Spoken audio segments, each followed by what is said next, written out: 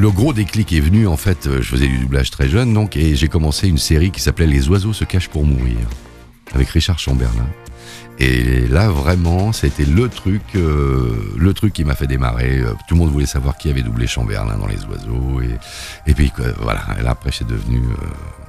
Et cette formation de téléfilm, de film érotique, est-ce qu'elle vous a servi après, justement, pour arriver à aborder certains personnages? Non, pas du tout. Non. Non, mais bon, on jouait la comédie. Ouais. À l'époque, il y avait encore 10 minutes de comédie et 2 minutes ou 3 minutes de pampan-cucu. Voilà, c'était vraiment du pampan-cucu. Oui, puis Harrison Ford ne gémit dans aucun film, si. Ça te plaît, ça. Non, mais je veux savoir, Richard Darbois, la leçon du professionnel à un amateur en jouissance, comment on fait pour gémir en voix originale, quoi? Ah, mais ça, c'est... Ah non, vous faites voilà, comme ça. Après, j'ai doublé. Après, on a doublé aussi. Pareil, pour gagner sa vie, j'ai aussi doublé beaucoup de films érotiques. Alors, comment on fait? Ah mais non, ça c'est pas jouir. Ça fait mal à la tête. Hein. Ah bon? Ah oui. Donnez-moi un bout de quelque chose.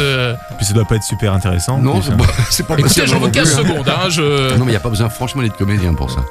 Mais comment ça donnait? Ça faisait quoi? Ah mais après, t'es là.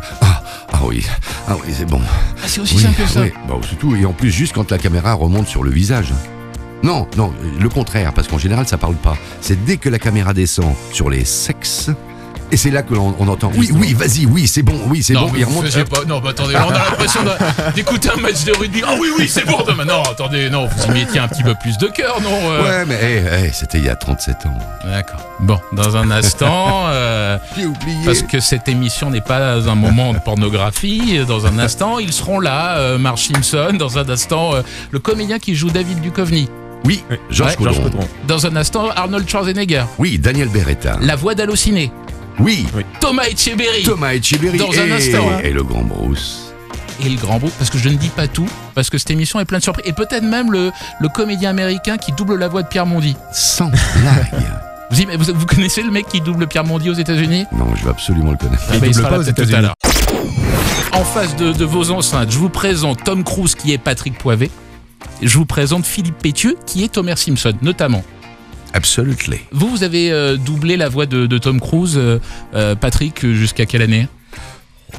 C'est pas une histoire d'année. C'est-à-dire quand il y a des films un peu durs à faire, on m'appelle. Alors, je sais pas. Le dernier, c'est, je sais plus. Ouais. Si, quand il a eu des problèmes avec son père, là. C'est impossible à faire. Ouais, mais le problème de Tom Cruise, c'est que maintenant les films marquent moins qu'à une époque. Vous allez vous dites, ah non, mais je vais devoir doubler Tom Cruise. Ah là là, quel. Ah non, pas du tout. Au contraire, c'est vachement agréable. Le problème, c'est pas ça du tout. C'est quoi le problème alors? Expliquez-moi. Le problème, c'est que. Quoi? Attendez, Homer, qu'est-ce qu'il veut dire en fait? Il y a un truc là. Qu'est-ce qui se passe autour de Tom Cruise? Mais non, il l'aime pas tout le temps, Tom Cruise. Alors forcément, il a des résistances. À quel moment vous ne l'aimez pas alors? Je l'adore quand il a fait né un 4 juillet par exemple. Ah ouais, c'est 25 ans. Ouais. July. Ouais. Je l'ai aimé, je l'ai adoré quand il a fait Rain Man. Je l'ai adoré dans Top Gun. Mission Impossible 1. Ça veut dire que ces 20 dernières années, il n'a pas fait grand-chose de valable à vos yeux? Si, il y a Magnolia, qui est absolument génial. Il y a 10 ans. Et 12. c'est fabuleux parce que Magnolia, c'est la seule fois où il a accepté de se mettre à poil, quoi. En tant qu'être humain, de donner la moelle de ce qu'il a dans le diaphragme.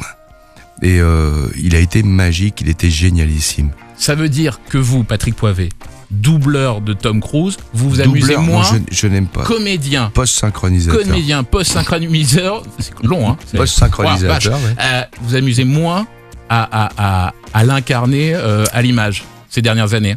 C'est-à-dire que la dernière fois, c'était Magnolia. Et j'ai pris un pied absolu parce qu'il est génial. Et puis après, ça devient un peu banal, quoi. Voilà.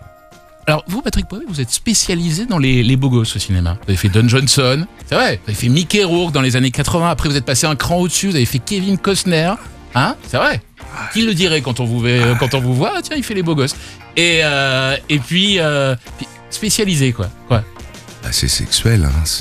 En fait, c'est le rapport que j'ai avec les femmes avec qui je travaille en général. Et vous dites ça en tenant le bras d'Homer Simpson. Ça me fait de l'effet, ça. Philippe Pétieux, qu'est-ce qui vous fait de l'effet quand vous croisez une autre personne, comédien post-synchroniseuse?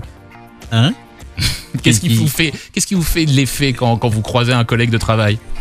Ce qui me fait de l'effet, c'est C'est surtout de l'entendre dans les films. Donc, au bout d'un moment, je ferme les yeux et je vois la tronche de Patrick. Alors, il me faut au moins 10-20 minutes avant de rentrer dans le film. C'est pareil pour Richard. C'est gênant, ça. C'est un peu gênant, mais oui, mais ça, c'est notre problème à nous. C'est notre punition. Ouais, c'est notre punition. C'est-à-dire que vous deux, vous préférez regarder, franchement, de façon générale, les films en VO ou en VF? On les regarde obligatoirement en VO. Non, mais d'abord. en tant que spectateur. En tant que spectateur, non. Mais les séries avec ma fille, avec notre fille, avec Véronique, on les regarde en VF et puis on reconnaît si c'est du bon travail ou pas. C'est vrai qu'on est assez critique. Et on reconnaît un bon doublage ou pas, et puis après on se laisse aller. Et vous, Patrick? La version originale, de toute façon, est irremplaçable. C'est simple. Quand on fait du doublage, alors le doublage, c'est une technique. Quand on fait du doublage, on s'adresse à des acteurs, c'est-à-dire des gens qui savent jouer la comédie en général, pour retrouver des intentions profondes des gens qui sont à l'écran. Évidemment que la version originale est géniale, mais nous, on peut rien faire. On peut redonner, dans le meilleur des cas, quand on fait très très bien, 80% de l'original. Et là, à ce moment-là, on est content. Et c'est très dur. Ils vous disent quoi, les gens, quand ils vous croisent dans la rue, qu'ils vous reconnaissent? Rien du tout. Ah, c'est la voix de Bruce Willis? Pas du tout, ils ne osent reconnaissent pas. Sauf au restaurant, quand vous appelez le garçon, s'il vous plaît, vous pourriez venir? Alors ils font, tiens, je tourne la tête, ils font, ah, c'est marrant? Ah c'est pas lui, c'est tout, point. Déçu? Ah, pas du tout. Non, mais eux. Ah, eux, ils ont rien à foutre aussi. Dans un instant, je vais vous présenter... Vous êtes sûr de ça? Absolument, ça s'appelle L'ombre et la lumière, et vous allez pas me piéger là-dessus. Au revoir. Et ce soir sur Allociné, la radio, une spéciale grande voix de doublage avec le retour de Richard Darbois. Ah oui, mais je vous ai écouté. Hein.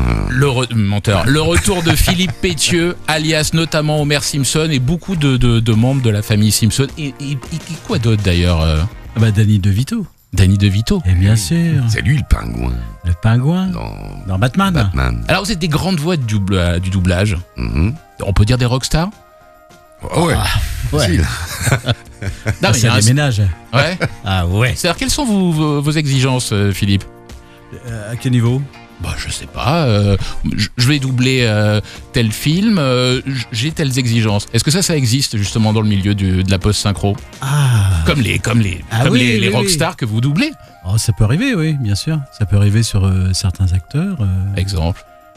Exemple. Non, mais sans donner de nom, dites-moi qui est le plus exigeant ou ce qui peut se demander, par exemple. Il y a l'ancienneté. Ah ouais? Ah ouais, il y a l'ancienneté. Il y a 20 ans d'Homer Simpson, quand même. Et vous, Richard? Ça, c'est un record. Oui, c'est vrai que sur les grandes stars, maintenant, on a des gré à gré. C'est-à-dire qu'on n'est plus payé à la ligne, parce que, je sais pas si on en a parlé, mais le doublage, normalement, est payé à la ligne. Donc, plus un rôle parle, plus on touche. Le premier rôle, ça doit être sympa alors. Pas toujours, pas toujours, Ah, justement. Stallone, il parlait pas beaucoup au début. Oui. Schwarzenegger, Terminator à part 2, oui, c'est vrai que machin, ils disent rien.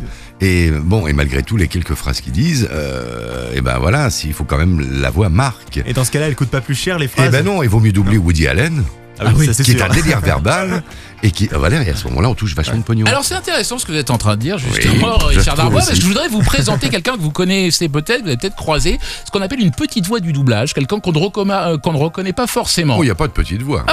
Lui, il se définit comme une petite voix, d'accord, ok. façon un artisan de la petite voix. Bonsoir Sylvain.